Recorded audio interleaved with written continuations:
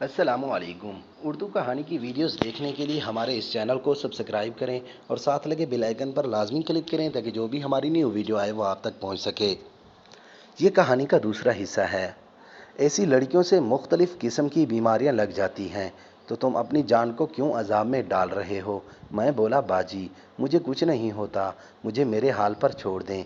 बाजी नरमी से बोली कि ऐसी औरतें आदमियों को खा पी कर ख़त्म कर देती हैं। हमारे पास रब का दिया सब कुछ है। तुम किन कामों में पड़ गए हो? अगर तुम उन्हीं कामों में पड़े रहे तो तुम्हारे पास जो कुछ है सब ख़त्म हो जाएगा। मुझे तो उस सब की आदत पड़ चुकी थी जो अब छोड़ना मुश्किल था। इसलिए मैं बोला, बाजी मुझे अपने नफ़े नुकसान का पता है, मुझे आप ना समझाएं। बाजी बोली, अगर तेरा लड़कियों के बगैर गुजारा नहीं होता तो तुम शादी कर लो। मैं बेझिझक रवानी में बोल गया, बाजी जो बाजारी लड़कियों से मिलता है वो बीवी नहीं दे सकती। मेरी रवानी में बात तो निकल गई, लेकिन मुझे एहसास हुआ कि बाजी के साथ ये बात नहीं करनी थी, जिससे बाजी का मुंह भी शर्म से लाल हो गया और मैं भी शर्मिंदा हो गया। बाजी शबाना शर्मिंदा ही बोली, फ़ानी तुम इतने बेहया हो गए हो। बाजी गुस्से से उठी और बोली, जो मर्जी कर, मैं कुछ नहीं कहती, और मुझसे अपनी बेटी खींच ली। मैं बाजी के मुंह पर साफ गुस्सा देख रहा था। बाजी ने अपनी बेटी मुझसे छीन ली और बोली, दफ़ा हो, जो मर्जी कर, मैं तुझे कुछ नहीं कहती, और तेज़ कदमों से छत पर जाने लगी। मैं बाजी को नाराज़ देखकर शर्मिंदा सा हो गया और कुछ ना कर सका। मैंने बाजी को पीछे से बुलाया, लेकिन वो सख्त नाराज़ होकर मुझसे चली गई। मैं बाजी को नाराज़ देखकर अफसादा सा हो गया।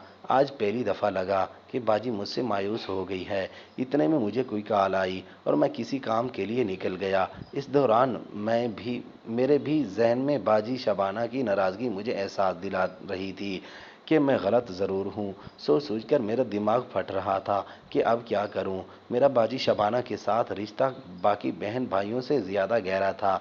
बाजी ने कभी मेरी बात नहीं टाली थी, हर वक्त मेरी बात को अहम समझा, हर काम मुझसे पूछकर किया और अपने हर फैसले मेरी राय मुकद्दम समझी।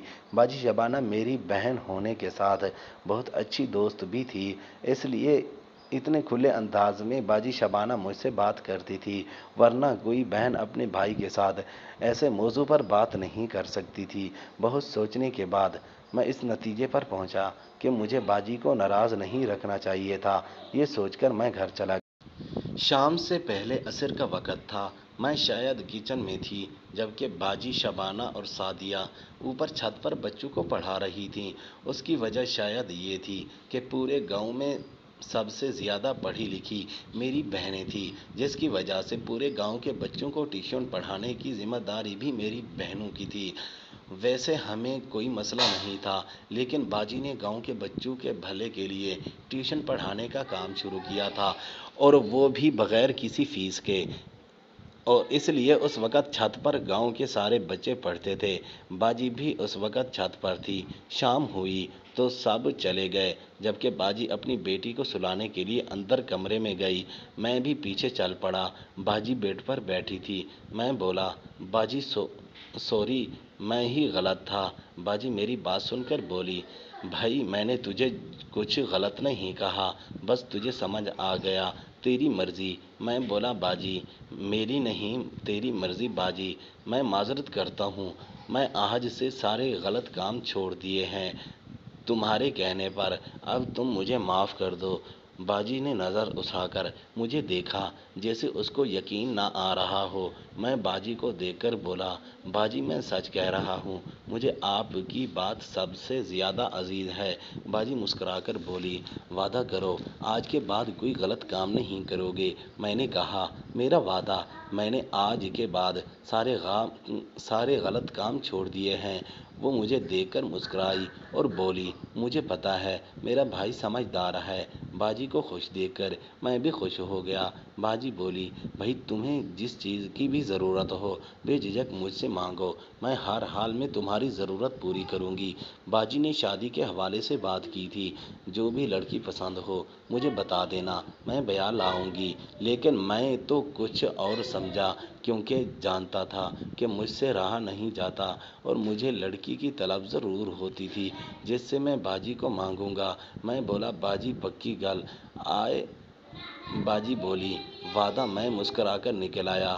اس وقت یا اس سے پہلے باجی کے بارے میں میرا ذرا بھی غلط سوچ نہیں رکھتا تھا۔ میں نہیں جانتا تھا آگے کیا ہونے والا ہے، لیکن ایک بات تھی کہ میری بہنیں بہت زیادہ سلجھی ہوئی نیک نام تھیں۔ ہمارا گاؤں اس حوالے سے زیادہ اچھی شہرت نہیں رکھتا تھا، کیونکہ اس دور میں لوگوں کے گھروں میں چھپ چھپ کر غلط کام ضرور ہوتے تھے، لیکن لوگ ظاہر نہیں کرتے تھے۔ لیکن میری بہنیں اس حوالے سے اچھا کردار رکھتی تھیں، وہ پردے میں رہتی تھیں۔ میں وہاں سے نکل آیا اور رات کو گھوم پھر کر واپس گھر آیا اور کھانا کھا کر سو گیا۔ صبح اٹھا اور اپنی روٹین میں مصروف ہو گیا۔ اس دوران مجھے دوستوں اور لڑکیوں کی کالز آتی رہیں، لیکن میں نے منع کر دیا۔ کچھ دن تو مشکل سے گزرے، لیکن ہرگز تا دن مجھ پر بھاری ہوتا جا رہا تھا۔ لڑکیوں کی طلب بڑھتی جا رہی تھی، میرا خود پر کنٹرول کھویا جا رہا تھا۔ محترم ناظرین اور سامعین، اس کہانی کا اگلا حصہ اگلی آنے والی ویڈیو میں پیش کیا جائے گا۔ اگر آپ کو یہ ویڈیو اچھی لگے تو ویڈیو کو لائک کریں اور ہمارے چینل کو سبسکرائب کریں۔ شکریہ۔